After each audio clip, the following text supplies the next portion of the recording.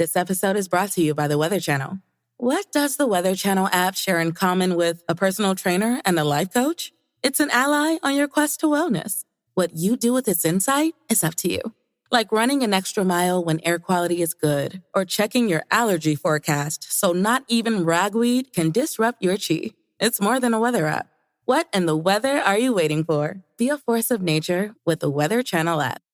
At Sierra, discover top workout gear at incredible prices, which might lead to another discovery. Your headphones haven't been connected this whole time. Awkward. Discover top brands at unexpectedly low prices. Sierra, let's get moving. This is Optimal Health Daily. Can you get the benefits of exercise between workouts? By Emma Hogan of lesmills.com. And I'm Dr. Neil Malik. Welcome back to another episode of Optimal Health Daily. This is where I read to you from some of the best health and fitness blogs on the web, kind of like an ongoing audiobook, and always with my commentary at the end. And with that, let's get right to the post for today as we optimize your life. Can you get the benefits of exercise between workouts? By Emma Hogan of lesmills.com. Whether you go hard on the gym floor, sweat it out in the studio, or pound the pavement, there's no doubt exercise is a good thing. But according to Bryce Hastings, Les Mills head of research, quote, "It's no good powering through an early morning workout if all you're going to do is sit on your butt for the rest of the day. We know that even the most well-intentioned exercisers run the risk of negating their efforts by being less physically active than normal for the rest of the day. Or in some cases, they eat more and consequently overcompensate for the calorie burn." End quote. It's no surprise you can easily undo the positive effects of exercise. What's remarkable is how easily you can amplify the benefits of exercise when you're not working out. It all comes down to the science of non-exercise activity thermogenesis, otherwise known as NEAT, N-E-A-T. NEAT is the energy expenditure that we don't typically take into account. It might be energy expended as we work, stand, walk, talk, tidy the house, or even just fidget. These somewhat trivial-sounding physical activities can actually have a remarkable impact on our metabolic rate, and as a result, stimulate greater energy expenditure over time. The scale of this effect depends on the amount and type of physical activity you engage in, and, most importantly, its thermogenic cost, which means how much the activity drives energy expenditure above your resting metabolic rate. Do we all benefit from non-exercise activity thermogenesis in the same way? Not all NEAT is equal. Our individual biological factors such as weight, gender, and body composition can create significant variances. Essentially, the larger your body is, the more energy it takes to move it, although overweight people often don't see the benefits due to a tendency to sit more than lean people. Studies show that lean men and women stand, walk, and fidget significantly more during the day, which results in an additional 350 calories expended above their obese counterparts.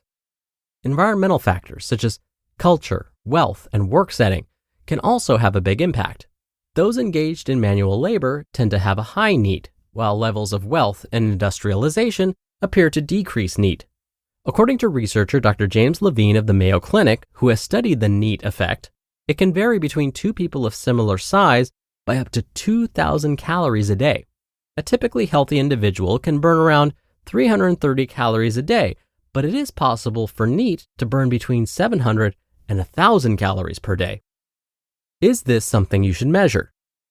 In the past, obtaining a good gauge on NEAT relied on the development of sensitive physical activity monitoring devices called inclinometers and triaxial accelerometers that were attached to the hips and legs. Combined with other energy expenditure measurements, these provided data on body position across all planes of movement 120 times a minute to calculate NEAT. These days, modern fitness trackers provide useful data on the effects of intentional and non-intentional exercise. Using these personal devices to monitor your activity levels can be interesting, but as Hastings points out, you're better off simply focusing on making your lifestyle as active as possible. For some, tracking your steps and monitoring periods of inactivity can be great motivation, but it's important that you don't overcomplicate things. After all, you don't want to be sitting on your butt checking your activity stats when simply getting up and going for a walk on a regular basis is all it takes. How to maximize the power of NEAT. 1. Sustain good lipoprotein lipase levels.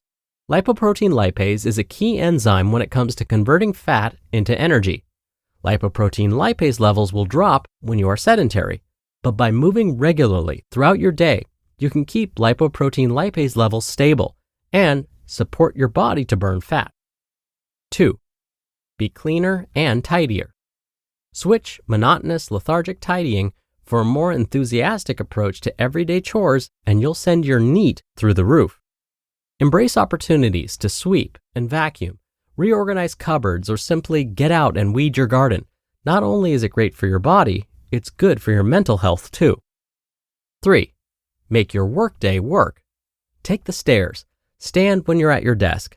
Have standing, or better yet, walking meetings. And instead of emailing a colleague, get up and go see them. 4. Track your steps. Start using a fitness tracker and fuel your NEAT by doing at least 10,000 steps a day. This is the number the U.S. Department of Health and Human Services recommends as an achievable goal for daily physical activity. And 5. Become an active relaxer. Be more mindful about how you relax. Consider walking, restorative yoga, or chatting with a friend over simply sitting on the couch. And if you are relaxing on the couch, make the most of an activity tracker that monitors periods of inactivity and sends alerts to get you moving. You just listened to the post titled, "Can You Get the Benefits of Exercise Between Workouts?" by Emma Hogan of lesmills.com, and I'll be right back with my commentary. This episode is brought to you by State Farm. You might say all kinds of stuff when things go wrong, but these are the words you really need to remember. Like a good neighbor, State Farm is there. They've got options to fit your unique insurance needs, meaning you can talk to your agent to choose the coverage you need, have coverage options to protect the things you value most, file a claim right on the State Farm mobile app, and even reach a real person when you need to talk to someone. Like a good neighbor, State Farm is there. Dr. Neal here for my commentary.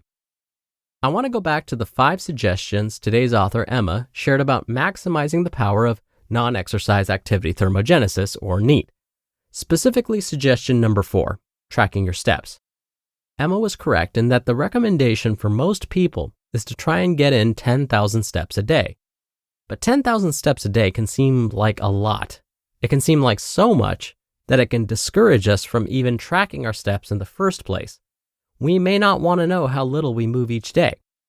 In fact, the average American takes 3,000 to 4,000 steps each day, which is, of course, well short of the 10,000.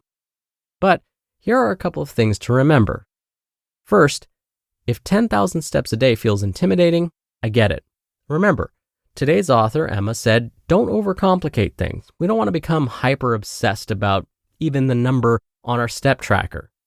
But if you do care about it and want to improve and get closer to those 10,000 steps a day, start small. Try to add in just 100 extra steps each day, and you'll see how quickly the steps start to add up. The other is that not all movements are tracked by steps. Let's say you're doing some yoga. You're getting in some movement, but if your goal is to track your steps, doing yoga may not add a lot of steps to that step counter. If that's the case, there are step conversion charts we can use to make sure activities like yoga or others count toward our daily steps. And again, there's no need to obsess over tracking these things. Instead, just aim to do a little better gradually over time.